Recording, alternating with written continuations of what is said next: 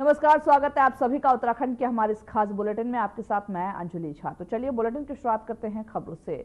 मुख्यमंत्री पुष्कर सिंह धामी ने आज सचिवालय में अहम बैठक की है। इस बैठक में उन्होंने सिंचाई, लघु सिंचाई और ग्रामीण निर्माण विभाग की गेम चेंजर योजनाओं की समीक्षा की। वही बैठक में अधिकारियों को प्राकृतिक जल स्रोतों के संरक्षण और संवर्धन के लिए व्यापक स्तर पर कार्य करने के लिए निर्देश दिए। सोशल मीडिया के एक्स पर सीएम ने पोस्ट साझा करते हुए जानकारी दी कि जल ही जीवन है और समृद्धि का आधार है। इसीलिए जल संचय और जलधाराओं, गाड गदेरों के पुनर्जीवीकरण की दिशा में निरंतर प्रयास किए जाए। शहरी क्षेत्रों में वर्षा जल संचय की प्रभावी व्यवस्था के लिए सभी विभाग आपसी समन्वय से कार्य करें और ग्राउंड वाटर रिचार्ज पर विशेष ध्यान दिया जाए। वही बैठक में अधिकारियों को जमरानी और सौंग बांध परियोजना में तेजी लाने के साथ ही इन महत्वपूर्ण परियोजनाओं के निर्धारित समय पर पूरा करने के भी निर्देश दिए। यह सुनिश्चित किया जाए कि सिंचाई नहरों का अधिकतम लाभ किसानों और आमजन तक पहुंचे, जिससे जल प्रबंधन और कृषि क्षेत्र को मजबूती मिले।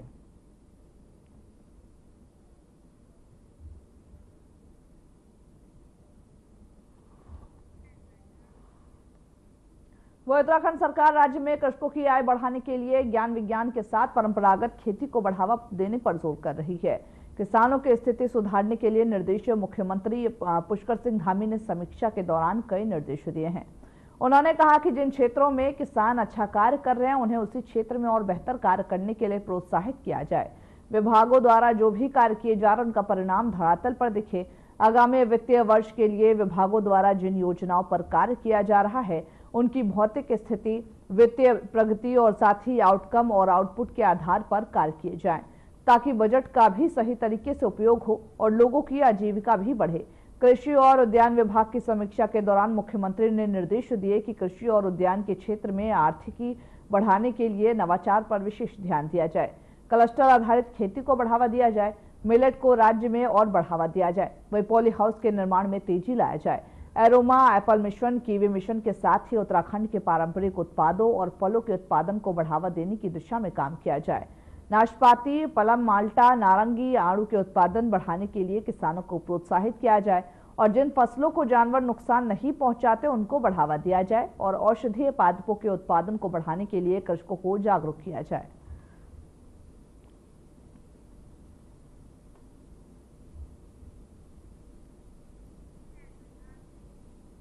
वही प्रदेश की धामी सरकार एक और अपने 3 साल पूरे होने की जश्न मना रही है, तो वही मंत्रिमंडल के साथ साथ दायित्वों के आवंटन की भी सुगबुगाहट तेज हो गई। ये बताया जा रहा है कि मंत्रिमंडल से पहले संगठन स्तर पर दायित्वों का वितरण हो सकता है। आपको यह भी बता दें कि प्रदेश में कई अहम पदों पर दायित्व खाली हैं। तो वही बीजेपी प्रदेश महामंत्री आदित्य कोठारी ने जानकारी देते हुए यह बताया है कि एक विषय पर केंद्र नेतृत्व के समक्ष प्रदेश नेतृत्व भी बात हो चुकी है। उन्होंने यह कहा कि किसी भी शुभ अवसर पर दायित्वधारियों को घोषणा भी की जा सकती है।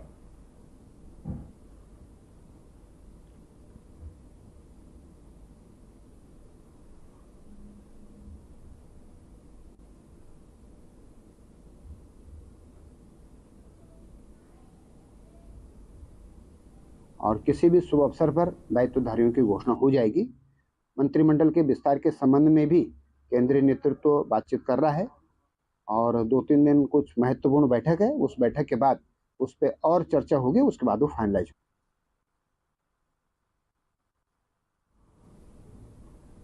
उत्तराखंड सरकार के 3 साल पूरा होने के अवसर पर मुख्यमंत्री पुष्कर सिंह धामी शनिवार को अल्मोड़ा का दौरा करेंगे और इस दौरान वे कई नई योजनाओं का भी शुभारंभ करेंगे। बीजेपी के प्रदेश उपाध्यक्ष कैलाश शर्मा ने अल्मोड़ा में प्रेस वार्ता के दौरान ये कहा कि सरकार और संगठन इस मौके को जश्न के रूप में मना रही। आगामी 1 सप्ताह तक पूरे प्रदेश में जश्न का माहौल रहेगा, जिसमें सरकार और संगठन जनता से संपर्क कर उनकी समस्याओं को दूर करने का प्रयास करेंगे। उन्होंने यह भी बताया कि इसके तहत सभी जिलों में बहुउद्देशीय शिविरों का आयोजन किया जाएगा, जहां आमजन की समस्याओं का समाधान किया जाएगा।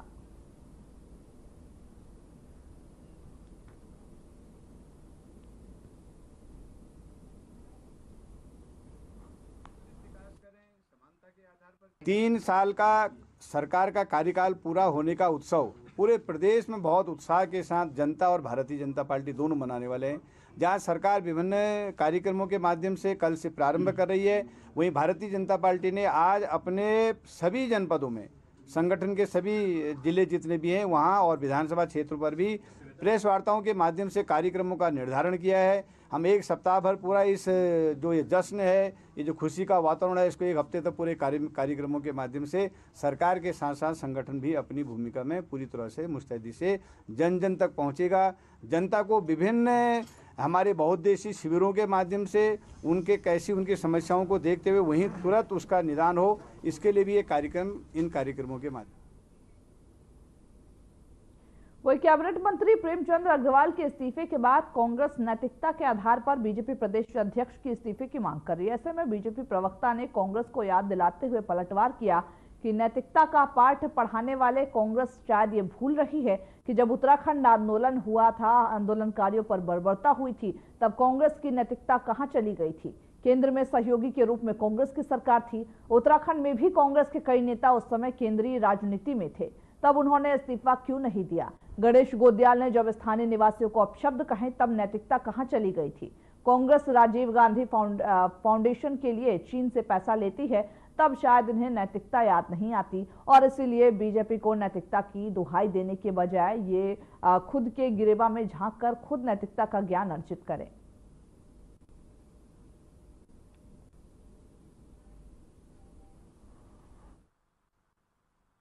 देखिए, पहले तो कांग्रेस को भी माफी मांगनी चाहिए। आज कांग्रेस के वो लोग नैतिकता की बात कर रहे हैं, नैतिकता की दुहाई दे रहे हैं, जिन्होंने उनके प्रदेश अध्यक्ष जो है करण महरा, उन्होंने गढ़वाल के लोगों के लिए अपशब्द थे।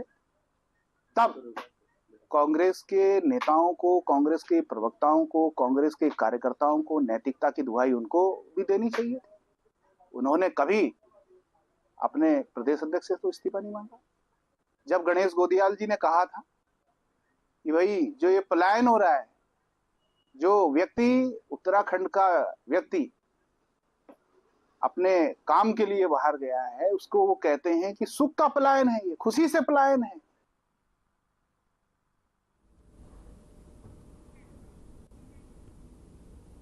वही हरिद्वार के पथरी थाना क्षेत्र में हुए गोलीकांड को लेकर के किसान नेता राकेश टिकैत ने सोशल मीडिया पर बयान जारी कर पुलिस कार्रवाई पर सवाल उठाए हैं। मुख्य आरोपी जतिन को जेल भेज दिया गया है, लेकिन टिकैत ने यह कहा कि बिना सही जांच के मुकदमे दर्ज करना गलत है। साथ ही टिकैत ने प्रशासन को चेतावनी भी दी कि अगर निर्दोष लोगों को जेल भेजा गया तो किसान संगठन की टीम हरिद्वार पहुंचकर प्रशासन से जवाब मांगेगी। धन्यवाद। जय हिंद संविधान। आज बात करते हैं हरिद्वार का एक मामला, बहादुरपुर जट का, जितने एक लड़का है वहां पे, उस पे गोली चली, कुछ गांव के लोगों ने चलाई। आपस में एक लड़का, दूसरा राजन, उस गोलाबारी में उसकी भी डेथ हुई, दूसरे का भी गोली लगी। एक पक्ष के बहुत लोग जेल में भेजे जो वहां पर नहीं थे, जो लोग हैदराबाद में थे उनके खिलाफ मुकदमे लिख दिए, जो उसके पिताजी अपने घर पर थे उनके खिलाफ भी मुकदमा लिख दिया। ये जो जातीय हिंसक चल रहे हैं, ये बड़ी खतरनाक है। हल्द्वानी के बुद्ध पार्क में राज्य आंदोलनकारी हरीश पनेव ने भीमताल विधानसभा के ग्रामीण क्षेत्रों में शराब की 5 नई दुकान खोले जाने का विरोध करते हुए उन्हें वापस ले जाने की मांग की। राज्य आंदोलनकारी हरीश पनेव का कहना है कि भीमताल विधानसभा में स्वास्थ्य व्यवस्था चौपट है, स्कूलों में शिक्षक नहीं है और सरकार मूलभूत व्यवस्थाओं को ठीक करने के बजाय शराब की दुकान खोलना चाह रही है।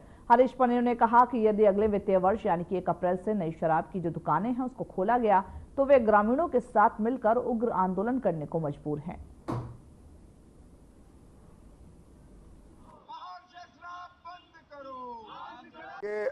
मार्च का महीना आ रहा है, शराब के ठेके अनगिनत रूप से बढ़ा दिए गए हैं। रोजगार देने की बजाय सरकार जो है नशे की, शराब की भट्टियां बढ़ा रही है। रिमोट एरिया डोली गांव जैसे, अमृतपुर जैसे जो हमारे भीमताल विधानसभा के बहुत पिछड़ा है, रोजगार दे नहीं रही है सरकार और निश्चित रूप से शराब की, नशे की खोरी बढ़ा रही है। तो हमने आज यहाँ से नारा दिया है, अत्तर गांजा छोड़ दो, शराब की बोतल तोड़ दो, शराब नहीं रोजगार दो। नारे के साथ हम हुए हैं और ये पूरे उत्तराखंड में शराबबंदी होनी चाहिए। ये इसलिए होनी चाहिए, जब गुजरात में शराबबंदी हो सकती है, बिहार में हो सकती है, मिजोरम में हो सकती है, तो उत्तराखंड तो देवभूमि है। नशा बुलेटिन में वक्त हो चला एक छोटे से ब्रेक का, जल्द होंगे हाजिर।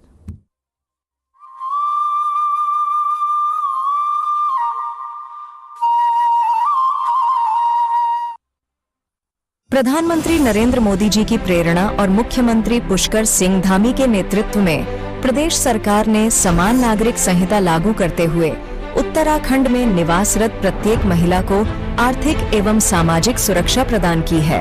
यूसीसी के तहत जहां एक ओर महिलाओं को बहुविवाह, 3 तलाक, हलाला जैसी कुप्रथाओं से मुक्ति मिल गई है, वहीं उन्हें घरेलू हिंसा और आर्थिक विषमता के खिलाफ भी कानूनी सुरक्षा प्राप्त हो गई है। यूसीसी में महिलाओं को गुजारा भत्ता, भरण पोषण और बच्चों की अभिरक्षा के मामलों में स्पष्ट कानूनी अधिकार दिए गए हैं। लिव इन के मामलों में भी महिलाओं को पूर्ण अधिकार प्रदान किए गए हैं। यह फैसला देश भर में महिला अधिकारों को नई ऊंचाई प्रदान करेगा, जिससे महिलाएं सामाजिक और आर्थिक रूप से सशक्त होकर समाज में अपना योगदान दे पाएंगी। समान नागरिक संहिता, समानता द्वारा समरसता।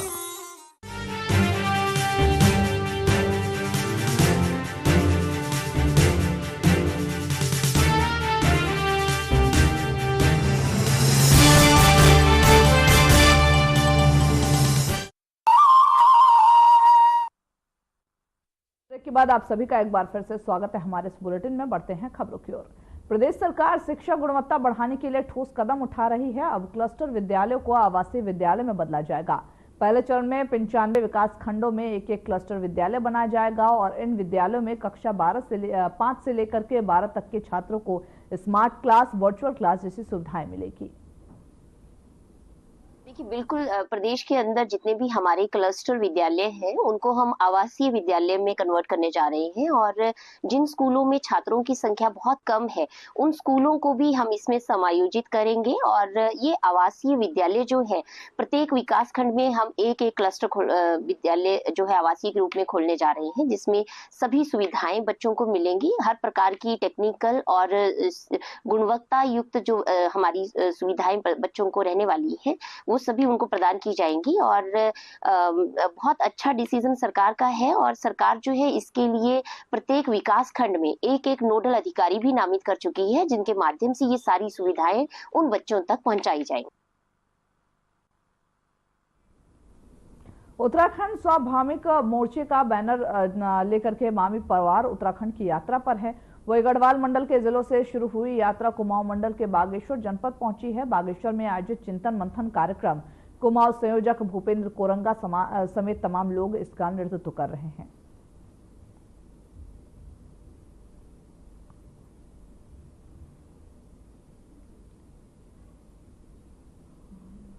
देखिए, उत्तराखंड स्वाभिमान मोर्चा का जो गठन हुआ है वो इसी उद्देश्य के साथ हुआ है कि ये जो प्रदेश लंबे समय से राजनीतिक संकट से जूझ रहा है उस राजनीतिक संकट को दूर करना है और हमने एक स्लोगन भी दिया है कि संकल्प नए विकल्प का, और उसी आधार पर हम आगे बढ़ रहे हैं। निश्चित तौर पर उत्तराखंड ने 1994 से लेकर अभी 2025 तक हमेशा सामाजिक लड़ाइयाँ लड़ी है, परंतु जो यहाँ की स्थिति है, जिस प्रकार से इस प्रदेश को छला गया है और जिस प्रकार से बारी बारी से कांग्रेस भाजपा ने यहाँ समय समय पर सरकारें बनाकर इस प्रदेश को लूटने का काम किया है, उससे यही अब लगता है कि एक नया विकल्प होना चाहिए। और वो नया विकल्प क्या होगा, कैसा उसका एजेंडा होगा, क्या उसका विजन डॉक्यूमेंट होगा, तो उसी उद्देश्य के साथ पूरे उत्तराखंड में जिला मुख्यालय पर चिंतन गोष्ठियाँ की जा रही है। पहाड़ कहलाता है, उत्तराखंड जो कहलाता है वो कहलाता है कुमाऊं गढ़वाल जौनसार। बॉबी जैसे लोगों ने जैसी स्वाभिमान शब्द कहा, वैसी भारतीय जनता पार्टी और कांग्रेस ने मिलकर इसको मैदान और पहाड़ कर दिया, नहीं कर दिया, यही तो हलचल है। हमारा जो पहाड़ है उसमें जौनसार है, कुमाऊं है, गढ़वाल है, इसमें देशी और पहाड़ी कहाँ से आ गया? ये किसने किया? विधानसभा से शुरू किया गया ना, तुम पहाड़ी सालों से शुरू किया गया और उसको देशी और पहाड़ी में कन्वर्ट कर दिया गया। ठीक वैसा ही जैसे मणिपुर में देखा आपने देश और पहाड़, तो शैतानों के हाथ उत्तराखंड पड़ा है। बॉबी जैसे लोग और जो टीम यहाँ आई है अभी स्वाभिमान संगठन को लेके, झंडे को लेके, ऐसे लोग हमारे सम्मान को, हमारे स्वाभिमान को बचाने की लड़ाई लड़ रहे हैं। तो उन दिलों में तो खौफ आ ही गया होगा जो हमें पहाड़ और देश में बांटना चाहते हैं। जो सत्ता में बने रहने के लिए आपकी मांगों को नहीं मानते हैं, उनमें तो खौफ आ ही गया होगा, और यही खौफ तो है। देखिए, मुद्दा तो पूरे उत्तराखंड का ही एक है, वो है उत्तराखंड का नवनिर्माण। उत्तराखंड को पिछले 25 सालों में जिस तरीके से लूटा है, खसूटा है भाजपा और कांग्रेस की सरकारों ने, तो कहीं न कहीं उन लुटेरों से उत्तराखंड को बचाना और क्षेत्रीय राजनीतिक ताकत के रूप में स्थापित होना, इसको लेकर के ये हम नहीं कह रहे हैं कि हमको स्थापित होना है, ये कहीं ना कहीं लगातार कई वर्षों से, जब 1.5-2 सालों से हम संघर्षरत थे तो लोगों के सुझाव आ रहे थे, तो इसीलिए हमने सोचा कि क्यों ना तमाम वो लोग जो अलग अलग संगठनों के माध्यम से राज्य को बचाने की लड़ाई लड़ रहे हैं, चाहे बेरोजगारी की, मूल निवास की, भू कानून की और तमाम पहाड़ की संस्कृति, अस्मिता, सभ्यता को बचाने की लड़ाई, तो हम सब लोग एक मंच पर उत्तराखंड स्वाभिमान मोर्चे के माध्यम से आए हैं और हमारा नारा है संकल्प एक विकल्प।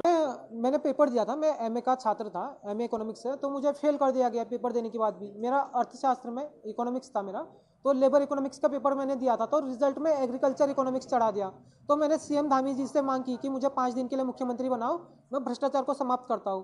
तो मुख्यमंत्री कार्यालय के द्वारा फोन आया मुझे कि आपकी मांग है, इसे अभी तो पूरा नहीं किया जा सकता, लेकिन भविष्य में पूरा किया जा सकता है। मैंने बोला 5 दिन के लिए मुख्यमंत्री बना दो, मैं भ्रष्टाचार को खत्म कर दूंगा। जब युवा मुख्यमंत्री है, धाकड़ मुख्यमंत्री है, तो क्यों डर रहे हैं? जिस दिन से मैंने मांग की सितंबर 2022 से, मुख्यमंत्री जी बागेश्वर ही नहीं आए। बागेश्वर क्यों नहीं आ रहे? आना चाहिए ना, जब धाकड़ मुख्यमंत्री, युवा मुख्यमंत्री। वही बुलेटिन और वक्त हो चला एक छोटे से ब्रेक का, जल्द होंगे हाजिर।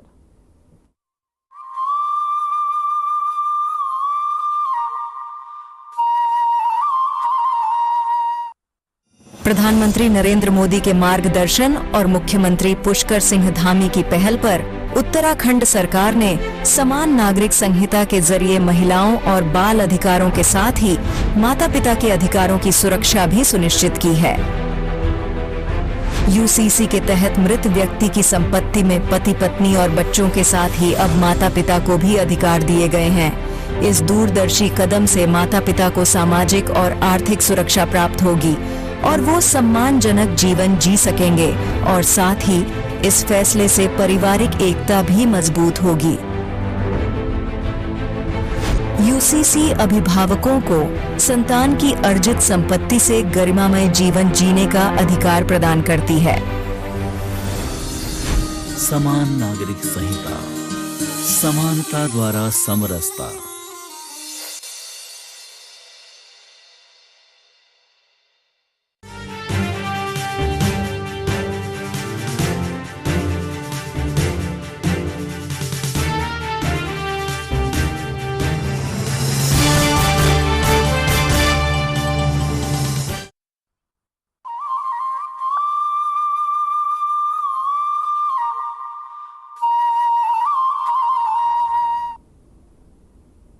ब्रेक के बाद आप सभी का एक बार फिर से स्वागत है हमारे इस बुलेटिन में। बढ़ते हैं खबरों की ओर।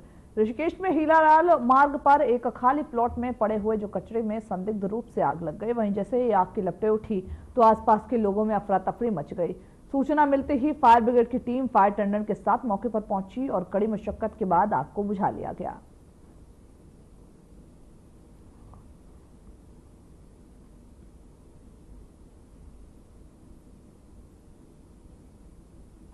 वह अल्मोड़ा नगर के न्यू इंदिरा कॉलोनी वार्ड में प्रस्तावित बार खोलने की सूचना से स्थानीय लोगों में आक्रोश फैल गई है। सिमकनी मैदान में स्थानीय निवासियों ने बैठक कर विरोध किया और बार खोलने से रोकने के लिए आंदोलन की रणनीति तैयार की। तो वहीं स्थानीय लोगों ने डीएम को ज्ञापन देकर प्रस्तावित बार को नहीं खोलने की भी मांग की है।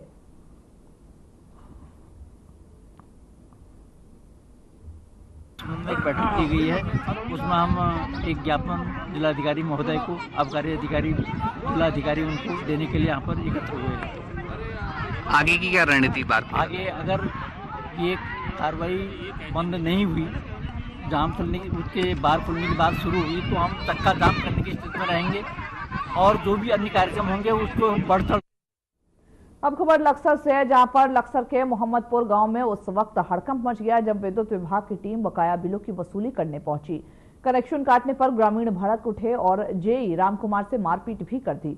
वही घटना का वीडियो सोशल मीडिया पर तेजी से वायरल हो रहा है। जेई ने लक्सर कोतवाली में शिकायत भी दी है।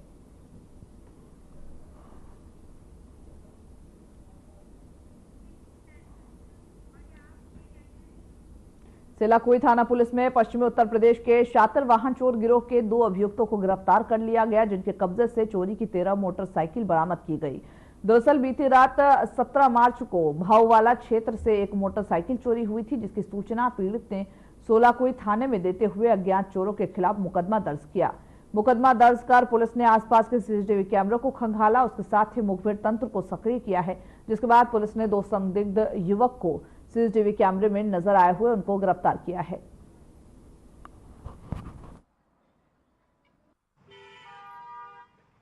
हमारे यहाँ पर भाववाला निवासी महेंद्र सिंह ने एक तहरीर दी थी कि उनकी स्प्लेंडर बाइक चोरी हो गई है 17 मार्च को। जैसे ही उन्होंने सूचना हमें दी, हमने तत्काल इसमें सेलाकुई थाने के अंतर्गत सुसंगत धाराओं में वाद दर्ज कर लिया और फिर वादी की निशानदेही पर हमने भाववाला जिस स्थान से बाइक चोरी हुई थी उस घटनास्थल का निरीक्षण किया। घटनास्थल के निरीक्षण के बाद हमें कुछ इनपुट्स मिले और उसके बाद हमने अपने मुखबिर तंत्र को भी सक्रिय किया। तो जो भी हमें सूचनाएं मिली उसके आधार पर जो वांछित थे उनके लिए हमने थाना स्तर पर पुलिस टीम का गठन किया और पुलिस टीम ने इसमें जो है त्वरित कार्रवाई करते हुए जो है सफलता प्राप्त की और लगभग 20 मार्च की शाम को जो है हमें पता चला कि संबंधित जो वांछित हैं वो सिडकुल एरिया सेलाकुई में घूमते हुए पाए गए हैं।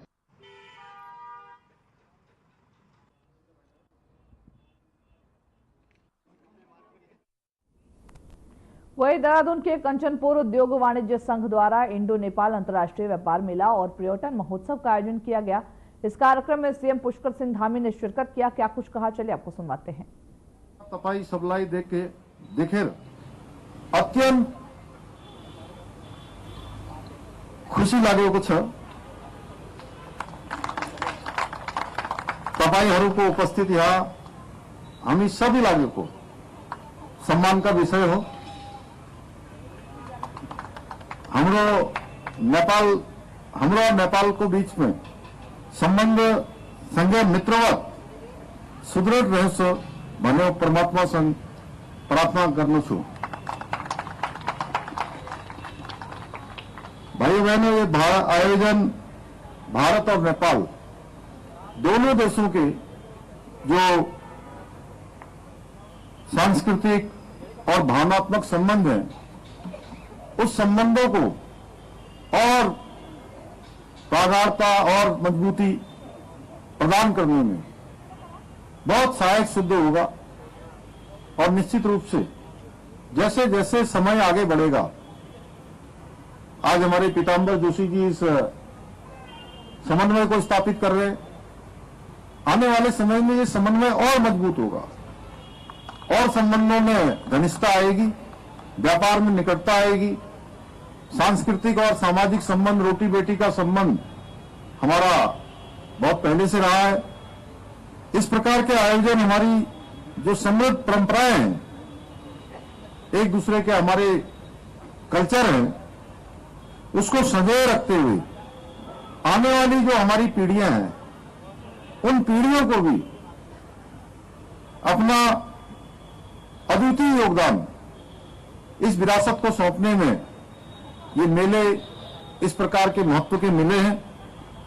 हम सभी जानते हैं भारत और नेपाल के बीच सदियों से धार्मिक, सांस्कृतिक और व्यापारिक संबंध रहे हैं, रोटी बेटी का संबंध रहा है। अभी जितने नाम आदरणीय राजेंद्र सिंह रावल जी हमारे मित्र अभी बोल रहे थे, चाहे वो चूल्हा घाट हो, चाहे वो दारचूला हो, इधर धारचूला उधर दारचूला, और पूरा एक मैं बॉर्डर की बात करूं, हमारे दान सिंह रावत जी यहां बैठे हैं खटीमा से। खटीमा। तो खबरों के हमारे इस बुलेटिन में बस इतना ही। मुझे दीजिए इजाजत। नमस्कार।